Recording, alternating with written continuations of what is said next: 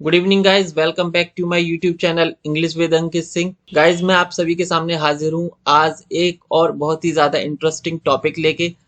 Describing words in English. क्या क्या describing words होते हैं, तो कैसे हैं आप सभी? I hope you are doing good. So let's start the topic.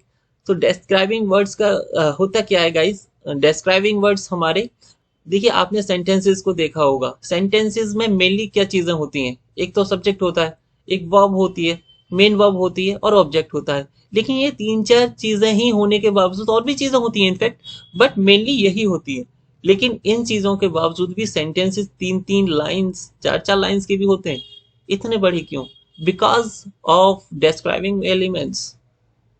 क्योंकि उनके अंदर डिस्क्राइबिंग एलिमेंट्स होते हैं। और डिस्क्राइबिंग एलिमेंट्स क्या होते हैं?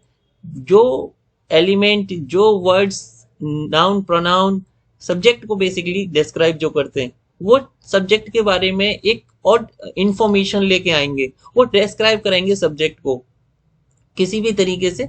तो वो जो वर्ड्स होते हैं उनको हमें पहचानना है, और उन्हीं की वजह से सेंटेंसेस इतने ज्यादा बड़े हो जाते हैं। और ये सारी चीजें क्यों होती हैं, किसकी वजह से होती हैं, कैसे हमें समझना है, क्यों ऐसा होता है, क्या क्या एलिमेंट्स होते हैं, कैसे हमें फाइंड करेंगे। क्योंकि सब्जेक्ट को फाइंड करना वहां पे बहुत मुश्किल टास्क हो जाता है। कहाँ सब्जेक्ट है, किसके अकॉर्डिंग वर्ब है, क्योंकि सब चीजें हमें एक सी लगती हैं और हमारे समझ में नहीं आता है कि यहाँ पे सब्जेक्ट क्या है। क्यों? और सब्जेक्ट पता नहीं लगेगा तो हमें वर्ब नहीं पता लगेगा, और वर्ब नहीं पता लगेगा तो मेन वर्ब भी पता नहीं लगेगा।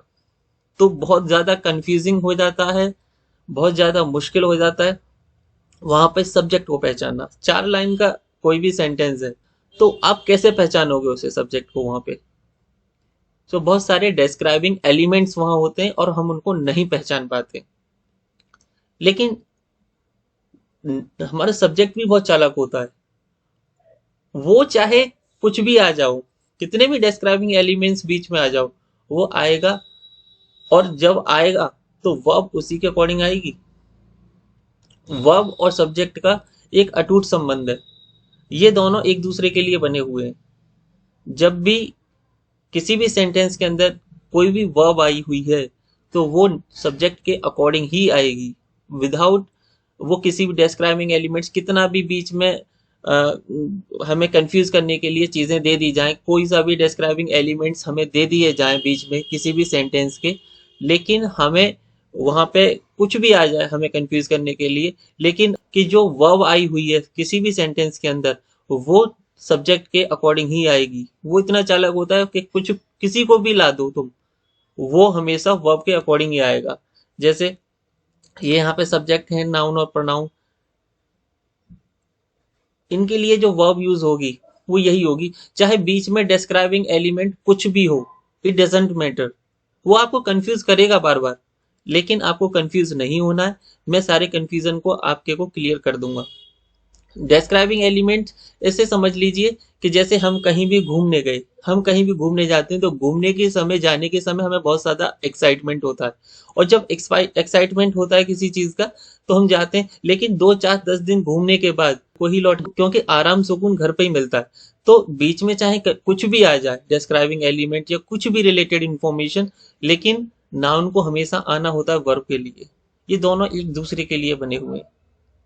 इनके बीच में कुछ भी आ जाए, जिंदगी में भी होता है ना कि बहुत से लोग बीच में आके किसी के भी रिलेशन में, दोस्त होते हैं, किसी का रिलेशन किसी से चल रहा है तो बीच में आके वो ये कह रहा था, वो कह रहा था, तो आपस में लड़ाइयां भी करवाते हैं।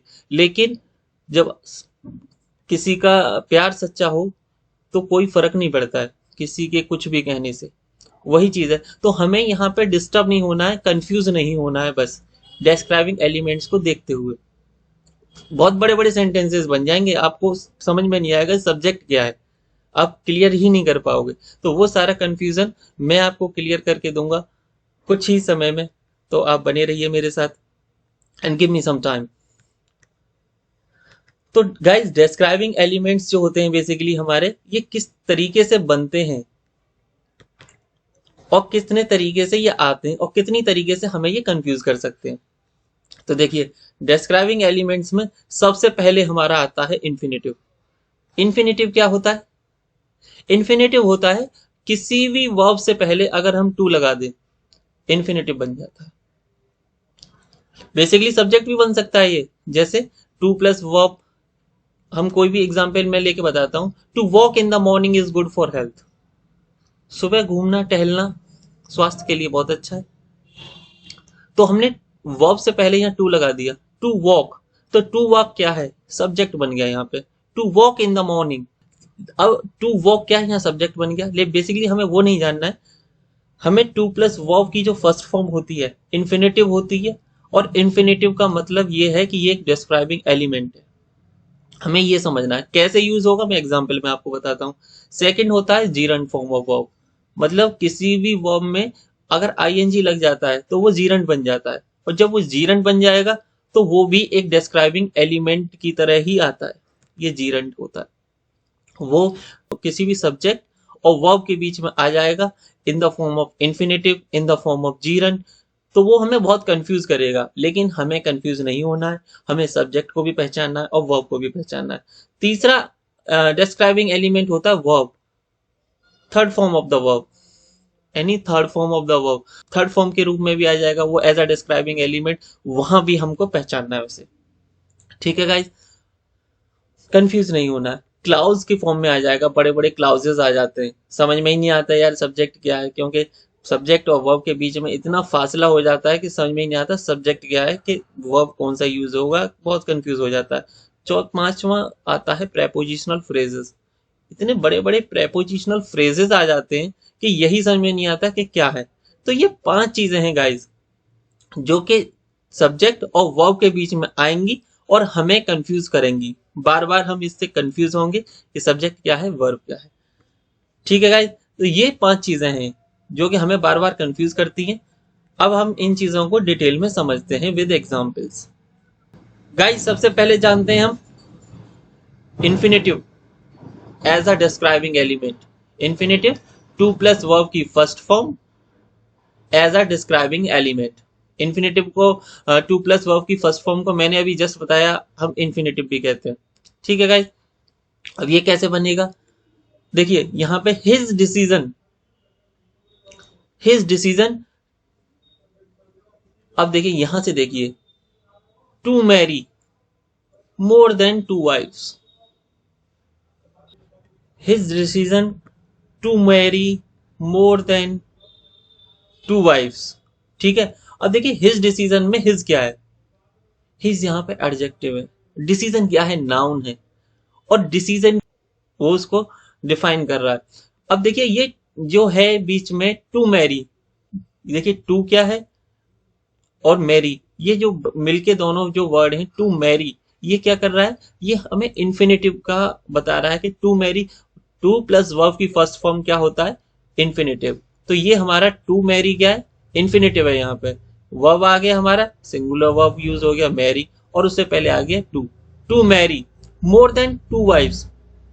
ये पूरे का यहां से यहां तक to marry more than two wives का कोई मतलब निकल रहा है, हमारा सब्जेक्ट तो हिज डिसीजन ही रहेगा ना गाइज। हिज डिसीजन के अकॉर्डिंग ही हम यहाँ पे वर्ब यूज करेंगे, और इसी वजह से बेसिकली हमने वर्ब्स का यूज किया है, क्योंकि डिसीजन जो है वो हमारा सिंगुलर नाउन है, सिंगुलर सब्जेक्ट है। अगर वाइफ्स, अब यहाँ पे हम कंफ्यूज कहाँ करेंगे, यहाँ वाइफ्स लिखा हुआ है, हम यहाँ पे क्या कर देंगे, वर कर देंगे। लेकिन इन्हीं चीजों से हमें बचना है, हम यहीं पे ही कंफ्यूज हो जाएंगे, हम वाइफ्स के अकॉर्डिंग यहाँ वर लगा देंगे फॉरन, लेकिन हमने वॉच लगा रखा है क्योंकि ये अकॉर्डिंग टू डिसीजन आया हुआ है। वाइफ्स के अकॉर्डिंग हमें कोई मतलब नहीं है, ये सिर्फ डिस्क्राइब कर रहा है इस डिसीजन। उसका जो डिसीजन था to marry more than two wives, क्या डिसीजन था, दो से ज्यादा वाइफ्स के साथ शादी करना। तो ये डिसीजन को डिस्क्राइब कर रहा है, ये यहाँ पे कुछ नाउन नहीं बनना है या कुछ है नहीं यहाँ पे, ये सिर्फ it is giving just information about his decision. So यहाँ पे ये कुछ है नहीं, ये सिर्फ इसको डिस्क्राइब कर रहा है डिसीजन को। तो इसी वजह से हमने यहाँ पे वॉज लिखा हुआ है। आगे देखते हैं, द एबिलिटी, उसके अंदर जो क्षमता है टू सॉल्व। अब देखिए यहां से देखिए, टू सॉल्व सच प्रॉब्लम्स। ठीक है, अब इसके अंदर हमने यहां पे लगा रखा है इज। अब प्रॉब्लम्स को ही देखना होता है कि अगर यहाँ पे प्रॉब्लम्स के अकॉर्डिंग ही अगर वर्ब आ रहा होता तो यहाँ आर आ रहा होता, क्योंकि problems is a plural noun और यहाँ पे हम यूज कर रहे हैं इज, तो क्योंकि इसको हमने जो यूज किया है वो एबिलिटी के अनुसार किया है, हमने प्रॉब्लम्स के अनुसार किया ही नहीं है। तो ये जो एडिशनल इंफॉर्मेशन है इसी को डिस्क्राइबिंग एलिमेंट कहेंगे, और ये यहाँ पे भी इंफिनिटिव है क्योंकि यहाँ टू सॉल्व आ रहा है, टू प्लस वर्ब की first form, to plus verb की फर्स्ट फॉर्म यहाँ पे आ रहा है, ये एज एन इंफिनिटिव, और इसी वजह से ये एबिलिटी के अकॉर्डिंग हमने वर्ब इज लगाया है, प्रॉब्लम्स के अकॉर्डिंग नहीं। तो यहाँ पे इन चीजों में हम लोग कंफ्यूज कर जाते हैं, लेकिन ये एडिशनल इंफॉर्मेशन है। अब हम ऐसे डायरेक्टली नहीं लिख सकते the ability is one of your beauties, लिख सकते हैं क्योंकि ये एडिशनल इंफॉर्मेशन है, अगर हम इसे ना लिखेंगे तब भी ये सेंटेंस गलत नहीं होगा। हम इसको हटा के भी देख लें, हिज डिसीजन वॉज हैजार्डस, तो लिख सकते हैं। ठीक है गाइज, अब देखिए अब हम आगे बात करते हैं, किसी भी वर्ब के अंदर अगर हम आईएनजी यूज कर देंगे, गोइंग, ईटिंग, ये सारे क्या होते हैं, ये हमारे जीरन फॉर्म ऑफ वर्ब होती है, मैंने आपको ऊपर बताया। नाउन के साथ जब वर्ब आईएनजी आ जाएगा ये भी डिस्क्राइबिंग एलिमेंट बनेगा, जब भी जीरन जुड़ेगा किसी भी नाउन के साथ आएगा जीरन फॉर्म ऑफ वर्ब, तो वो भी नाउन, वो भी हम जो है डिस्क्राइबिंग एलिमेंट के तौर पर यूज कर सकते हैं। जैसे बात करते हैं द पीपल, यहाँ पे लोग की बात हो रही है। अब देखिए द पीपल, अब देखिए यहां से देखिए आप, अब ये लोगों को डिस्क्राइब कर रहा है, ये यहाँ पे लाइंग का हम यूज कर रहे हैं। अब ये लाइंग है, लाई की फॉर्म में, और उसी में हमने आईएनजी जोड़ दिया, the people lying on the floor. अब ये लाइंग ऑन द फ्लोर क्या है, ये एक डिस्क्राइबिंग एलिमेंट है जो कि जीरंड के द्वारा डिफाइन किया जा रहा है। यहाँ पे जीरंड फॉर्म ऑफ वर्ब है, लाइंग, सिटिंग, सिट क्या है, सिट एक फॉर्म में बैठने के लिए बात कर रहे हैं, लेकिन उसी में हमने आईएनजी जोड़ दिया तो सिटिंग हो गया। तो बेसिकली गाइज हमने यहाँ पे जो वर्ब का यूज किया है वो आर का यूज किया है। अब लाइंग ऑन द फ्लोर क्या है, फ्लोर तो सिंगुलर नाउन है, तो उसके अकॉर्डिंग तो नहीं किया है। द पीपल के अकॉर्डिंग हमने यहाँ पे आर का यूज किया है, फ्लोर के अकॉर्डिंग हमने नहीं किया है, हमने आर का यूज किया है पीपल के अकॉर्डिंग, क्योंकि पीपल जो है प्लूरल नाउन है, इस वजह से हम यहाँ पे आर का यूज करेंगे। ओके गाइज, जब हम आर का यूज यहाँ पे करेंगे, और ये जो एडिशनल इंफॉर्मेशन है लाइंग ऑन द फ्लोर, ये हमें कंफ्यूज करेगी कि यहाँ पे नाउन क्या है, वर्ब किसके लिए यूज हुआ है, हमने इसको पहचानना है। जो लोग जमीन पे लेटे हुए हैं युगांडा से है, इन चीजों को हमें पहचानना है। आगे बात कर रहे हैं all the students, all the students, sitting here.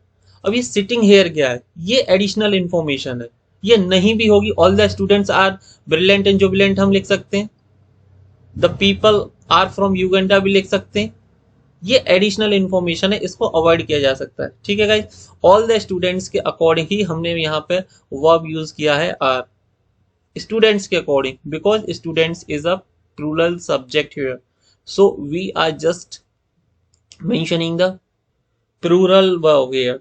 Okay guys, according to the students, आपको समझ में आया होगा। आगे चलते हैं, अब देखिए नाउन प्लस वर्ब की थर्ड फॉर्म, जो हाईएस्ट फॉर्म ऑफ वर्ब है, वो भी एज अ डिस्क्राइबिंग एलिमेंट हमारी बनती है। कैसे, यहाँ पे जो द बुक्स है ये सब्जेक्ट है, ठीक है, ये द बुक्स की जो बात कर रहे हैं ये सब्जेक्ट है। अब यहाँ पे जो ये जो इंफॉर्मेशन दे रखी है रिटेन बाय सनी, ये जो इंफॉर्मेशन दे रखी है the books retain by Sunny, अब देखिए यहाँ पे जो हम आर का यूज कर रहे हैं अकॉर्डिंग टू बुक्स कर रहे हैं, सनी के अकॉर्डिंग नहीं कर रहे हैं, सनी के अकॉर्डिंग कर रहे होते तो इज यूज कर रहे होते, तो written by Sunny is an additional information about that, so we can avoid that also. Books are highly useful, हम डायरेक्टली लिख सकते हैं, कोई फर्क नहीं पड़ रहा है। तो लेकिन फिर भी हमने इसको इंफॉर्मेटिव बनाने के लिए, बुक्स को डिफाइन करने के लिए रिटन का यहाँ पे यूज किया है, रिटन बाय सनी। अब देख लीजिए ये जो है रिटन जो है is the third form of any verb, is the highest form of any verb, write, wrote, written. तो हमने यहाँ पे वर्ब की third form as an describing element आपको बता रखा है। The book written by Sunny was highly useful. जो लिखी गई है सनी के द्वारा बुक, वो बहुत ज्यादा यूजफुल होती है। द फूड कुक्ड, अब यहाँ पे नाउ सब्जेक्ट क्या हो गया हमारा, द फूड। अब देखिए यहाँ देखिए, cooked last night is an additional information about the food. The food was scrumptious, हम ये भी यूज कर सकते हैं, the food was scrumptious, this is the additional information, we can avoid that also. तो यहाँ फूड के अकॉर्डिंग ही हमने वॉज यूज किया है। फूड के according singular subject singular verb, according ही हमने यहाँ पे यूज किया है इसको, वॉज को। ठीक है गाइस, उम्मीद कर रहा हूँ आपके समझ में आ रहा होगा। अगर आपको कोई भी दिक्कत आ रही है तो आप मेरे को कमेंट्स में बता सकते हैं, अगर आपको कहीं कोई चीज समझ में नहीं आ रही है तो। नाउन प्रेपोजिशनल फ्रेजेस, ये जो फ्रेजेस हैं बहुत सारे यूज हो रहे हैं, ठीक है। और प्रेपोजिशनल फ्रेजेस ही भी बहुत ज्यादा कंफ्यूज करते हैं कि यहाँ पे हो क्या रहा है, सब्जेक्ट क्या है, ये भी बहुत ज्यादा कंफ्यूज करते हैं। जैसे मैं द बॉयज की बात करूं, सब्जेक्ट है आपको दिख रहा है, ठीक है।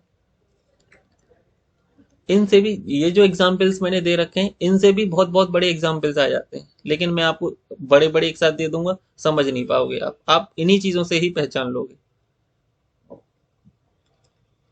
देखिए यहाँ पे लिखा हुआ under the tree, under the tree, इसका कोई मतलब है? द बॉयज आर रिकाल्सिट्रेंट भी मैं यूज कर सकता हूं, ठीक है। This is the additional information,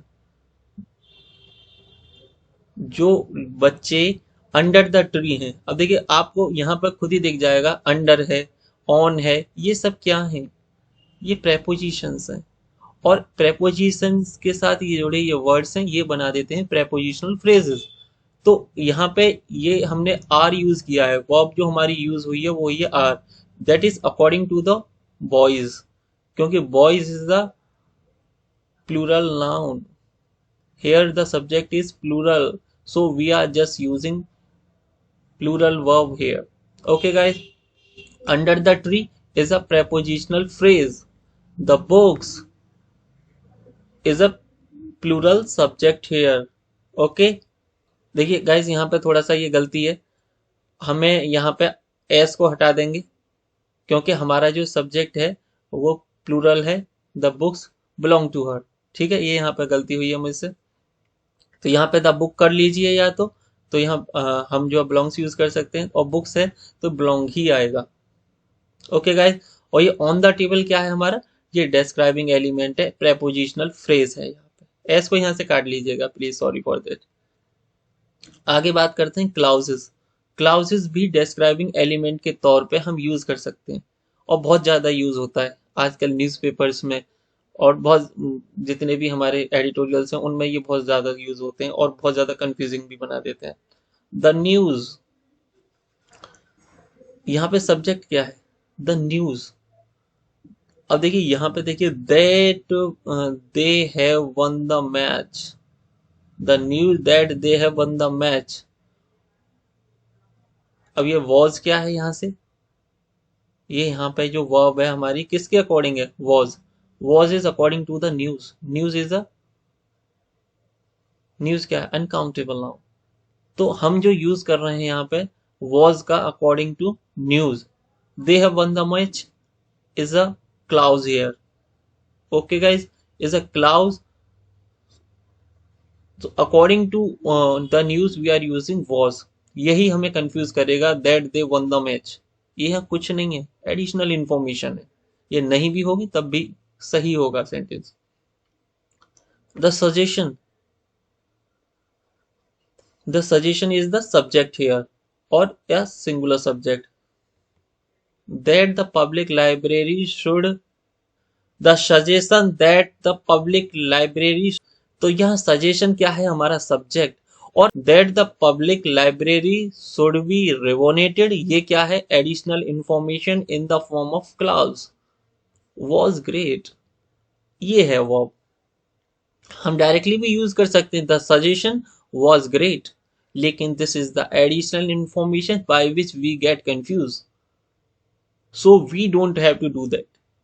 okay guys, तो वॉज के अकॉर्डिंग ही सजेशन के लिए वॉज यूज हुआ है यहाँ पे। जो वर्ब, अगर हमारा सिंगुलर सब्जेक्ट है तो सिंगुलर ही वर्ब का हम यूज करेंगे गाइज।